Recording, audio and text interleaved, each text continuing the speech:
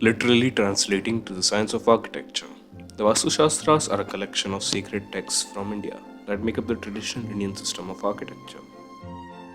They describe the principles of design, layout, measurements, ground preparation, space arrangement, and spatial geometry. The designs in these Shastras aim to integrate architecture with nature through the use of relative functions of various parts of the structure, ancient beliefs utilizing geometric patterns called yantras, and symmetry and directional alignments. They are far from rigid, however. These ideas and concepts are not strict guidelines, but are rather models for the organization of space and form within a building, and sometimes even multiple buildings, based on their functions in relation to each other and the overall fabric of the Vastu. The Vastu Shastras have, however, become obsolete in the 19th and 20th century.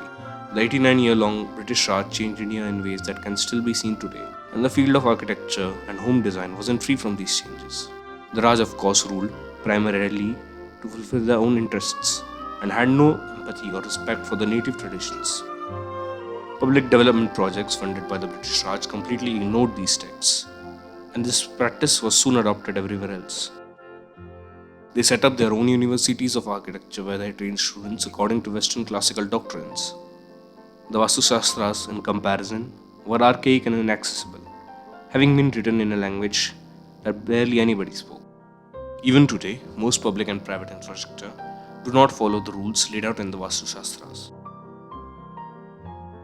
But one tradition has managed to survive and maybe even thrive in this era of westernization: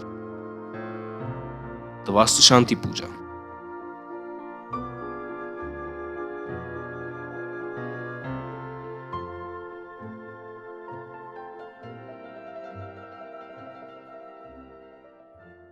The Vastu Shanti Puja is a puja meant to be conducted before and after the construction of a new house and to remove the Vastu faults in a home not built in compliance with Vastu traditions.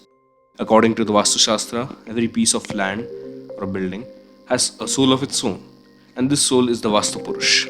And this puja is meant to appease the Vastu. He is the Lord, the protector, and the soul of the house, and it's his blessings that we must seek for positivity and prosperity. And since most modern homes aren't made in compliance with Vastu, the Vastu Shanti Puja has become an easy way to remove these faults and please the Vastu Purush. Just like the Vastu Shastras, there are no rigid rules for conducting this puja, although most versions of it have a similar procedure. The entire house is thoroughly cleaned one day before the puja. The entrance of the house is decorated with rangolis, flowers, and a string made of alternating mango leaves and marigold flowers, called a toran. The man and the woman of the house are supposed to keep a fast on the day of the puja. A Havan Mandal is constructed, a precise square made of bricks, purified by applying cow dung, covered with rice flour, and divided into a grate of 81 squares. The puja itself begins with an offering to Lord Ganesha, called the Ganesh Puja, followed by drawing a swastika with kumkum and consuming the Panchagavya, a mixture made from 5 elements of cow: milk, ghee, cow dung, urine, and curd. Afterwards, the Kalash Puja is initiated, where a Kalash filled with water and with a coconut on top is worshipped. 5 different kinds of fruits, flowers, and seeds are placed as offerings. The story of the birth of the Vastu Purush is recited, and the offerings of flowers and rice are made to him and Mother Earth. This is followed by lighting the Havan Mandal and performing an aarti, and then distributing prasad. After all of this has been formed, a tile in the Ishanya corner of the house is removed, the earth beneath it is dug up, and a statue of the Vastu Purush made of pure gold is placed into it. This marks the end of the puja, and everything used in the puja is wrapped in a piece of red cloth and disposed into a river. Each tradition has some mythological or religious reason driving it, and each step of this puja does too. The toran is hung up so that the door may look appealing and thus compel Lakshmi, the goddess of wealth, to step into the house through it. The house is cleaned thoroughly so as to sterilize it, for pujas must take place in a pure, uncontaminated environment. The man and the woman of the house must hold a vas during the puja to show their devotion to the gods and to show that they have control over their own bodies. The grid of 81 is called the Vastu Purush Mandala, and it represents how the Vastu Purush has been contained by the gods. Lord Ganesh is the god of beginnings, and therefore we must pray to him in the beginning of the puja. The kalash represents abundance and life, and the mango leaves surrounding the coconut represent Kama, the god of love. The Havan is conducted to call upon the divine Agni, so he may carry our offerings to the gods. However, the most important purpose of the puja is to pray to the Vastu Purush. The Vastu Purush is a deity whose origins are quite interesting. A long time ago, there lived an Asur called Andhakasur, an Asur so strong that even the Devas feared him. In a last-ditch efforts to save themselves, the Devas approached Lord Shiva. After a grueling fight that lasted several years, Lord Shiva was finally able to kill the Asur. But while fighting him, Lord Shiva had grown tired and began to sweat. This sweat fell down upon the earth, and out of it arose a child. This child was so hungry that he immediately consumed the blood of Andhakasur. Yet his hunger remained unsatisfied.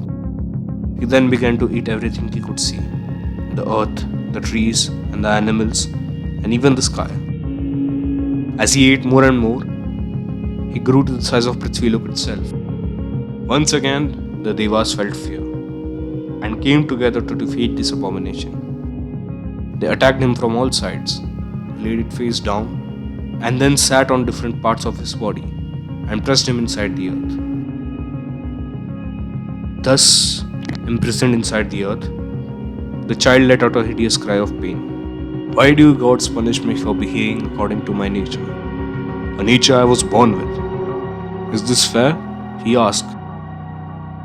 Hearing his cry, Lord Shiva decided to take mercy on him and gave him the boon of immortality. He decreed that the child will occupy any piece of earth with boundaries made on four sides. People who owned the land were to offer him prayers and worship him, and if they made him feel happy and comfortable as he lay down on the earth, he could favor them with boons. If not, he was allowed to curse and make them suffer.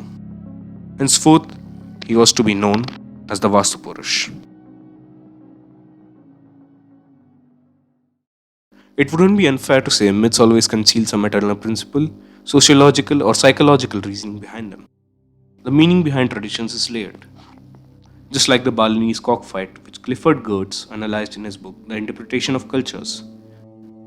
There's more to the Vastu Shanti Puja than meets the eye. In his book, Vastu, The Indian Art of Placement, Rohit Aryan compares the Vastu Purush to the conscious life energy of the earth. He calls it the male principle, the yang to the yin of the mother goddess earth. Many attempts have been made to link the Vastu Purush to the eternal Purush, the primordial man of the Vedas and the Upanishads, who sacrificed himself so that the universe might come into being. Thus, by worshipping the Vastu Purush, one develops conscious awareness and joyous attitude.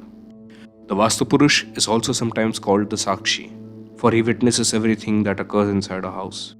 He keeps his eye on us and blesses our every action, whether it be good or evil. Outside the house, man interacts with society, and society is the witness to his actions. But inside his home, there is no one to witness whether he upholds the rules of society, except for the Vastu Purush. Perhaps the Vastu Purush is a manifestation of society's rules we can never escape, even in our own land. Another important question to ask is, why do people still conduct this puja? To my mother, it's a way to calm the spirits which were displayed when this home was built. To my father, it's a way to gain the favor of a deity. To the family Pandit, it's a tradition, a thing to be done because it's written in a holy book. To my uncle, it's to eliminate the negative energies a home acquires. To some people, it's a form of hope and a bid for control over a world against which they are powerless. Maybe, just maybe, by offering sacrifices to a higher power, they might make the higher power grant them some favors. But to someone like me, westernized Gen Z kid, these traditions are arbitrary, with little to no scientific benefit to them.